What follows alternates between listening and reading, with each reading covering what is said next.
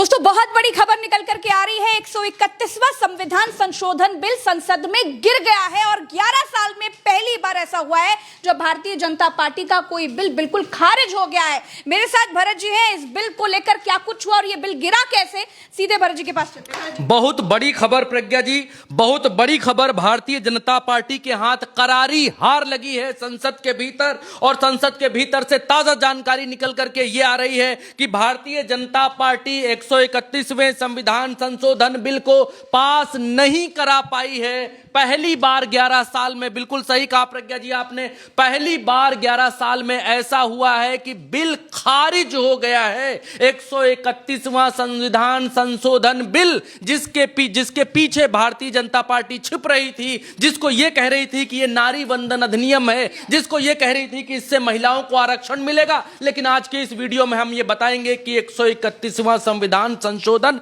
Actually था क्या। लेकिन सबसे पहले आंकड़ों पर नजर डालते हैं। आंकड़े ये कहते हैं कि 298 सदस्यों ने पक्ष में वोट दिया, 230 लोगों ने विपक्ष में वोट दिया। भारतीय जनता पार्टी की यहां पर प्रज्ञा जी इज्जत जाते जाते बच गई प्रज्ञा जी। 292 टोटल 292 एनडीए के इनके सदस्य हैं संसद के भीतर। लेकिन इनको जब पहले डिजिटल वोटिंग हुई संसद के भीतर तो ये 292 का भी आंकड़ा छू नहीं पा रहे थे, 292 से नीचे थे। खबर ये फैल गई प्रज्ञा जी चारों तरफ कि भारतीय जनता पार्टी को एनडीए ने ही वोट नहीं दिया। फिर उसके बाद निकलता है पर्ची सिस्टम। ये होता है कि गड़बड़ हो गया है जी, पर्ची सिस्टम निकला लोकसभा के भीतर, और पर्ची सिस्टम जब निकला तो उसके बाद यह निकाला गया कि नहीं जी, एनडीए के पक्ष में 298 लोगों ने वोट किया है। तो 5 सांसदों की बढ़त के साथ यहां भारतीय जनता पार्टी की इज्जत बच गई। लेकिन इज्जत तो बच गई, संविधान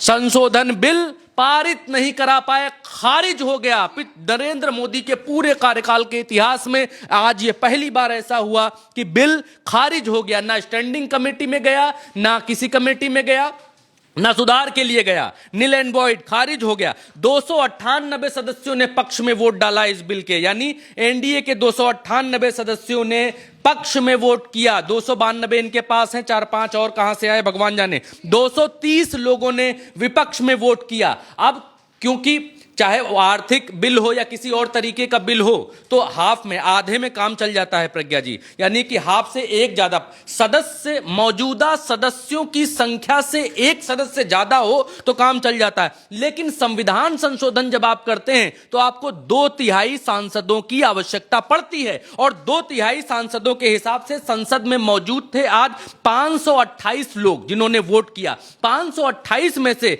352 वोट चाहिए थे इस बिल को पास कराने के लिए। 528 सांसदों ने वोट किया, 352 वोट चाहिए थे, मिले 298 वोट। 230 लोगों ने विपक्ष में वोट किया, और इस तरीके से यह बिल संसद के भीतर धराशायी हो गया है। बिल का नाम है 131वां संविधान संशोधन बिल। गोदी मीडिया अगर आपको नारी वंदन अधिनियम या नारी आरक्षण या महिला आरक्षण बिल कहकर आपको गुमराह करे तो गुमराह मत होइएगा, क्योंकि नारी वंदन अधिनियम 2023 में पास हो चुका है। महिला आरक्षण बिल संसद में नहीं गिरा है। लेकिन गोदी मीडिया आपको चीख चीख कर बताएगा कि महिला आरक्षण बिल गिर गया है। कैसे, वो भी हम आपको इस वीडियो में बताएंगे, दिखलाएंगे। लेकिन अब ये पूरा मसला क्या था वो भी समझने की जरूरत है। लेकिन उससे पहले लोकसभा के भीतर हुआ क्या वो भी आपको एक बार की जान लेने की आवश्यकता है। सबसे पहले जब ये बिल गिरा तो ओम बिरला ने क्या कहा, जल्दी से सुना देते हैं प्रज्ञा जी। प्रश्न ये था कि भारत के संविधान का और संशोधन करने वाले विधेयक पर विचार किए जाए। शुद्धि के अद्यतन मत विभाजन इस प्रकार है: हाँ 298 298, ना 230 230।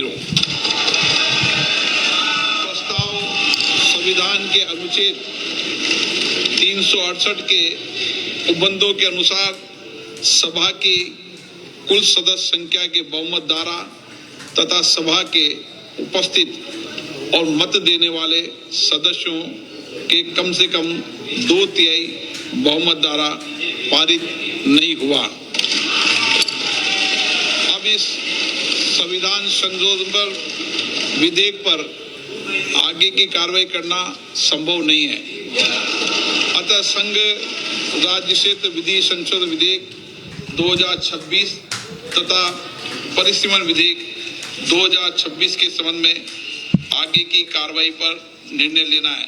माननीय संसदीय कार्य मंत्री जी। ऑनरेबल स्पीकर सर, किरण रिजिजू यहां पर क्या कहेंगे उसको आपको थोड़ा ध्यान से सुनना है। किरण रिजिजू इस बात को कहेंगे क्योंकि 131वें संविधान संशोधन से ही बाकी चीजें इंटरलिंक थी। डेट्स वाई वो बिल भी यहां से हट जाते हैं। जल्दी सुना देते हैं प्रज्ञा जी, सुनाइए।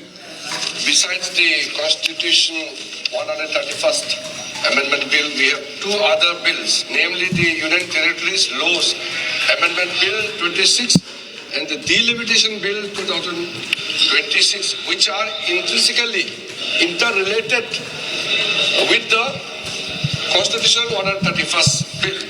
So it cannot be viewed from the isolation.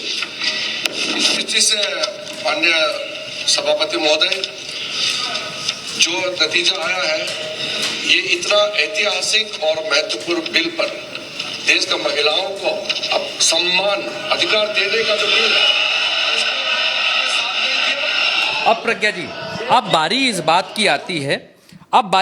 की आती है कि बहुत सारे लोग इस बात को समझा नहीं पा रहे हैं कि 131वां संविधान संशोधन बिल गिर गया तो ये परिसीमन विधेयक 2026 ये क्या था, फिर ये केंद्र शासित प्रदेश कानून संशोधन विधेयक 2026 ये क्या था, और जो ये कह रहा है, गोदी मीडिया ये चिल्ला रहा है कि नारी वंदन अधिनियम ये जो बिल है ये गिर गया और आरक्षण बिल इन लोगों ने गिरवा दिया, ये सब क्या है। दरअसल प्रज्ञा जी, नारी वंदन अधिनियम या महिला आरक्षण का इसमें कोई नाम ही नहीं है, कोई जिक्र ही नहीं है। पहला 131वां संविधान संशोधन विधेयक, दूसरा 2026 परिसीमन विधेयक, तीसरा केंद्र शासित प्रदेश कानून संशोधन विधेयक 2026। ये तीन चीजें लिस्टेड थीं और दो चीजें क्योंकि इससे इंटरलिंक्ड थीं, 131 संविधान संशोधन। अब ये 131वां संविधान संशोधन है क्या भला है, इसको भी दर्शकों को समझाएंगे। कोई नहीं बतला पा रहा है, कोई नहीं। इतनी सारी वेबसाइटें प्रज्ञा जी, इतना सारा लेख खोज डाला, कहीं पर भी एक जगह सारी जानकारी नहीं है। मैं बतलाता हूं आपको क्या है मसला। यह है प्रज्ञा जी, 2023 में नारी वंदन अधिनियम लागू हुआ। 2023 में जब इसको लागू किया गया तब यह हुआ कि आप जो है नारी वंदन अधिनियम जो लोगों की गणना होगी, जनगणना, उसके बाद परिसीमन होगा, परिसीमन के बाद ये लागू होगा। तो मूलतः क्या करना था, मूलतः ये होना था नारी वंदन अधिनियम लागू होने के बाद ये करना था कि सरकार को पहले जनगणना करानी थी, जनगणना करा करके जितने लोगों की जहां जिस प्रदेश में हिस्सेदारी है, ज्यादा लोग अगर निकल रहे हैं तो फिर उनको ज्यादा विधायकों, ज्यादा सांसदों की आवश्यकता होगी, तो उस हिसाब से सीटों का बंटवारा होगा। ये बात ठीक है, सबको समझ में आने वाली छोटी सी बात है। फिर उसके बाद जो है सीटें तय होंगी। लेकिन भाजपा ने क्या किया, भाजपा ने ये किया कि सीटें पहले तय कर रहे हैं और ये कह रहे हैं कि हमें जनगणना की आवश्यकता नहीं है सीटें बढ़ाने के लिए, हमें महिलाओं को आरक्षण देने के लिए जनगणना की आवश्यकता नहीं है, हम नई जनगणना के जरिए सीटें नहीं बढ़ाएंगे, हम 2011 की जनगणना को उठाएंगे, उस जनगणना के हिसाब से सीटें बढ़ा देंगे और उसको 2029 जो आगे आने वाला लोकसभा का चुनाव है उसमें हम लागू कर देंगे। अब विपक्ष ये कहता है कि आपको इतनी जल्दी क्यों है जी। अभी बताता हूं, पूरी बात बताऊंगा आपको। जुलाई में जब आपका सत्र होना था, संसद का जो रेगुलर सत्र है वो जुलाई में, मिड जुलाई के आसपास होना था, तो आप 1-1.5 महीना रुक करके भी ये सब लेकर के आ सकते थे, उसमें भी चर्चा कर सकते थे। आप अचानक लेकर के क्यों आए। बहुत सारे विपक्षी लीडरान इस बात को कह रहे हैं कि भाई अचानक इसलिए लेकर के आ गए कि भाई क्योंकि आतंकियों का जो देवता बना एक देश है उसकी दुनिया में जो है पूछ हो रही है, वो शांति दूत बना बैठा है, लेकिन जो शांति के कबूतर उड़ाते हैं उनको कोई पूछ नहीं रहा है। सो कुछ चर्चा में कुछ बने रहने के लिए या ये दिखाने के लिए कि आई एम कुछ कर रहा हूं, मैं कुछ कर रहा हूं, तो ये दिखलाना भी। दूसरा, ये विपक्ष के लोग कहते हैं कि क्योंकि बंगाल में चुनाव है, क्योंकि 5 राज्यों में चुनाव चल रहा है, और इसलिए ये दिखलाने बतलाने के लिए, क्योंकि भारतीय जनता पार्टी ये कहती है कि महिलाओं का वोट, और रिसर्च भी इस बात को कहता है कि भारतीय जनता पार्टी को महिला, और पिछले भी बिहार के चुनाव में भी हमने देखा महिलाओं के वोट भारतीय जनता पार्टी को ट्रांसफर होते हैं। तो ये एक तुरुक का एक्का खेलने के लिए कि इसको लेकर के आया जाए 3 दिन इसी बीच में, क्योंकि अगर अभी 16, 17, 18 को लेकर के नहीं आएंगे, बंगाल का चुनाव निपट जाएगा। चुनाव निपट जाएगा तो फिर पूछेगा कौन, तुम कौन मैं खामखा। तो ये आरोप भी विपक्ष के लोग लगा रहे हैं कि इसलिए ये लेकर के 3 दिन में आ गए। विपक्ष कह रहा है इतनी जल्दबाजी क्या थी, इतनी जल्दबाजी क्या थी। अच्छा, फिर एक जो है एक लेख निकलता है, और उस लेख के जरिए क्या कहा जाता है मैं आपको बतलाता हूं प्रज्ञा जी। सोनिया गांधी का एक लेख है, अखबार में सोनिया गांधी ने लिखा। क्या लिखा, इसको आपको एक बारगी देखना पड़ेगा।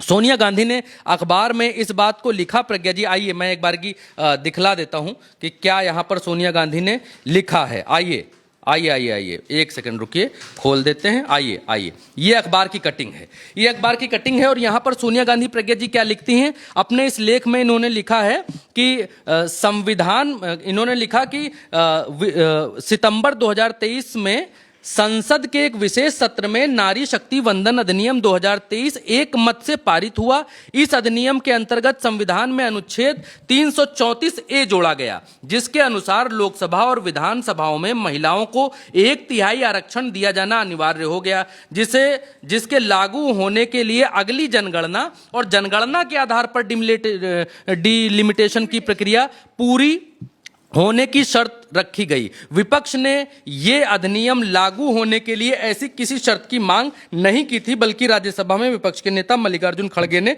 दृढ़ता से इस बात को कहा था कि आप नारी वंदन अधिनियम लागू कर दीजिए जी, 2023 में आप ले आए तो आप लागू कर दीजिए। लेकिन भारतीय जनता पार्टी ने यहां तब एक क्लॉज डाला, 334A, अनुच्छेद 334A इसमें डाला, और तब यह कहा कि नारी वंदन अधिनियम को लागू करने के लिए, यानी महिलाओं के आरक्षण को लागू करने के लिए हमको पहले जनगणना करानी पड़ेगी, फिर उसके बाद हमको डिलिमिटेशन की प्रक्रिया पूरी करनी पड़ेगी, यानी परिसीमन करना पड़ेगा, सीटें बढ़ानी पड़ेंगी, तब महिलाओं को लड़ाएंगे जब सीटें तय हो जाएंगी। लेकिन अब 23 के बाद 26 आया, इतने दिन में भाजपा की बुद्धि खुली, और भाजपा ने कहा कि यार सही तो कह रही थी ये कांग्रेस कि जरूरत महिलाओं का आरक्षण लागू करने के लिए जरूरत तो है नहीं